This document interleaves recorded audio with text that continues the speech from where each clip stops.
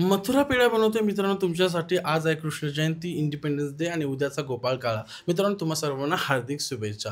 हा मथुरा पेढा तुम्ही एकदा नक्की ट्राय करून बघा, अशी माझी इच्छा आहे. इथे घेतले 1.5 कप मी मिल्क पावडर, जी मी घेतली आता स्टीलच्या पॅनवरती. माझी चुकी झाली, कारण का स्टीलच्या पॅनला ही मिल्क पावडर खाली चिटकली जाते जेव्हा आपण तिला मिक्स करतोय. आता मी हिला शिफ्ट करणार आहे पॅनवरती, जो नॉनस्टिक पॅन असणार त्याच्यावरती शिफ्ट करून लो मीडियम फ्लेमवरती आपल्या पूर्ण हिला गोल्डन ब्राऊन करून घ्यायचे. गोल्डन ब्राऊन केल्यानंतर ना जवळ-जवळ हा माव्यासारखाच टेक्स्चर येतो आणि इतकी मजेदार लागते. मला खूप आवडते. मित्रांनो याच्यामध्ये आपल्याला थोडंसं ॲड करायचं आहे, थोडंसं दूध म्हणजे अर्धा कप जवळ-जवळ दूध याच्यामध्ये ॲड करायचं आहे आणि तोही मिक्स करून घ्यायचा आहे. यासोबत याच्यामध्ये थोडी जायफळ, वेलची टाकू शकता तुमच्या फ्लेवरनुसार. वेलची पावडर आणि थोडीशी याच्यामध्ये साखरेचं पावडर वगैरे तुम्ही मिक्स करू शकता.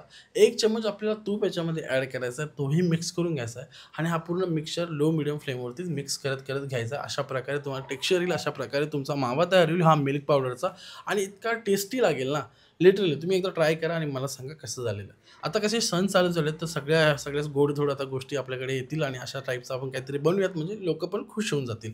आता काय केलं, थंड केल्यानंतर हाताच्या साहाय्याने पूर्ण मिक्स करून घेतोय आणि एकदम दाणे त्याचे बारीक करून घेतोय, जेणेकरून आपल्या पेढ्याचा प्रॉपर असा शेप देता येईल. आता हा वाला पेढा मथुरा पेढा आहे आणि याच्यावरती ना तगार असतो, जो व्हाईट कलरचा लावला जातो. आपल्याकडे तो नाही आहे. त्यामुळे आपण जी पिठी साखर आहे तीच आपण त्याच्यावरती कोट करतोय. मित्रांनो अशा प्रकारे मी पेढा तयार करून घेतोय. पेढ्याला असं मध्ये जागा करून घेतोय, ज्याच्यावरती आपले ड्रायफ्रुट्स राहतील आणि कोट करून घेतोय आपल्या पिठी साखरमध्ये. पिठी साखर कोट केल्यानंतर डायरेक्ट तुमच्यासमोर मी प्रेझेंट करतोय हा मथुरा पेढा. एकदा नक्की ट्राय करून बघा. तुम्हाला कसं वाटतं, तुम्ही आवडला तर तुम्ही मला कमेंट करून सांगाच की छान झालेला. आणि अजून काही रेसिपीज असतील शेअर करण्यासारख्या, जर आपण इन फ्युचर करू शकतो, ते काही कमेंट करून सांगा. आणि तुम्हा सर्वांना पुन्हा एकदा हार्दिक शुभेच्छा. आपले सगळे सण आता चालू झालेत. मस्त असे एन्जॉय करा.